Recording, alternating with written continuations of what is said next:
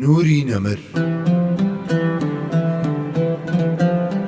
بەرجی شەشەم نووسینی مامۆستا محەممەد فەتحوڵڵا گولەن.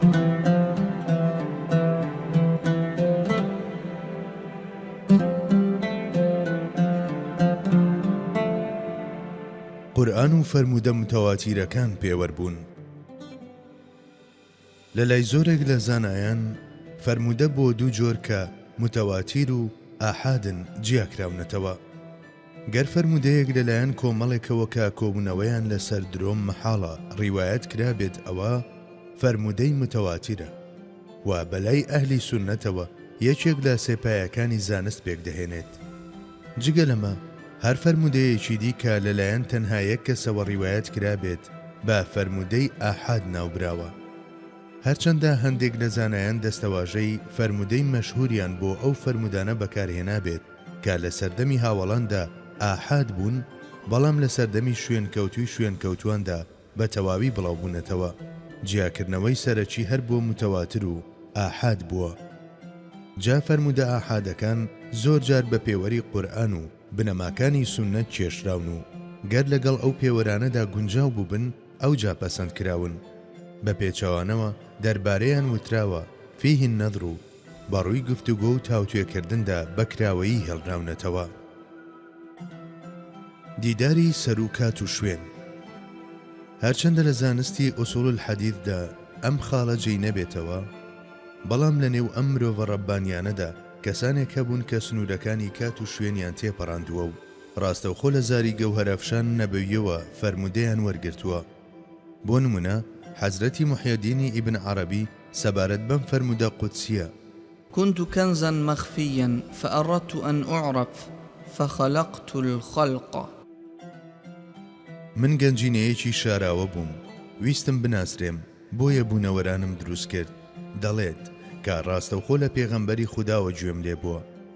هەرچەندە ئەم فەرموودەیە لە سەرچاوە سەحیحەکانی فەرموودەدا بەدی ناکرێت و ناتوانرێت پێی بوترێت فەرموودەی سەحیح. بە هەمان شێوە تۆمار کراوە کە ئیمام جەلالەدینی سیوطی چەندین جار لە هۆشیاریدا دیداری لەگەڵ سەروەرماندا ئەنجام داوە. هەردووبارە ئیمامی بوخاری پاش ئەوەی فەرموودەیەکی بە گوێرەی پێوەرەکانی خۆی وەک سەحیح دیاری دەکرد، دەستنوێژی دەگرت، دوور کات نوێژی دەکرد و پاشان بابەتەکەی ئاراستەی ڕۆح سەیدل ئەنام دەکرد و دەیپرسی ئایا ئەمە دروستە ئەی پێغەمبەری خودا؟ پاشانیش بە گوێرەی ئاماژەیەک کە خۆی وەری دەگرت ئەم فەرموودەیی لە کتێبی فەرموودەکەیدا تۆمار دەکرد. ڕۆح دیوێکی هەیە لە سەر و کات و شوێنەوەیە. هەروەک چۆن ئەو شتانەی لەبارەی کات و شوێنەوە دەیزانین هێشتا بە تەواوی یەکلا نەبوونەتەوە، ئەو شتانەی لەبارەی ئەم حاڵەتەشەوە دەیزانین بە هەمان شێوە زۆر نین. ئەنیشتاین باسی لە ئەگەری بوونی ڕەهەندێکی دی کردووە لە سەر و سێڕەهەندەکەی شوێنەوە کە شتێکی وەها هێشتا بە گوێرەی یاساکانی فیزیا و دەرهاویشتەکانیان نەسەلمێنراوە. هەرچی مەردانی ئیلاهیشە هەر لە زووەوە لەسەر ئەم بابەتە وەستاونەتەوە و حاڵەتە سەر و کات و شوێنەکانیان وەک تەجەلی سیستەمی ناوەکی بوون بینیوە. کتێب دەربارەی جێڕەرەوانی فەرموودە نووسراوە. زانایانی فەرموودە کتێب و بەرهەمی چڕوپڕیان داناوە بۆ زیاتر ناسینی جێڕەرەوانی فەرموودە و هاوڵان و شوێنکەوتوان و شوێنکەوتوی شوێنکەوتوان. لەم بەرهەمانەیاندا یەک بە یەک باسییان لەوە کردووە کە چێ لەکوێ لەدایک بووە، بۆکوێ کۆچی کردووە، لەکوێ ژیاوە، لەکوێ مردووە، لەکوێ زانستی بڵاو کردووەتەوە، لەگەڵ چێدا دیداری سازداوە و لەکوێوە وانەی وەرگرتووە. لەم بوارەدا یەکەم کەس کە کتێبی نووسیوە عەلی ئیبن المەدەنی بووە. ئەو لە کتاب المەعریفە السەحابەکەیدا باسی لەوە کردووە کە چه هاوڵێک لەکوێ ژیاوە، وانەی بەچێ وتووە و لەگەڵ چێدا یەکتریان بینیوە. داخۆ لە مەککە و مەدینەوە بۆ تائیف ڕۆیشتووە، بۆ شام ڕۆیشتووە، بۆ کوفە ڕۆیشتووە، بۆ بەسرە ڕۆیشتووە، یاخود بۆ ماوەراء النەهرەین.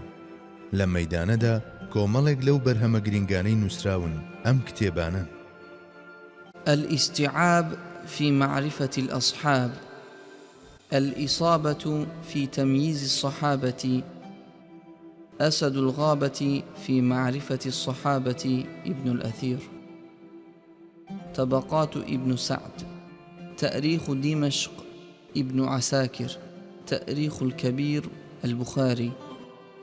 تأريخ ابن معين.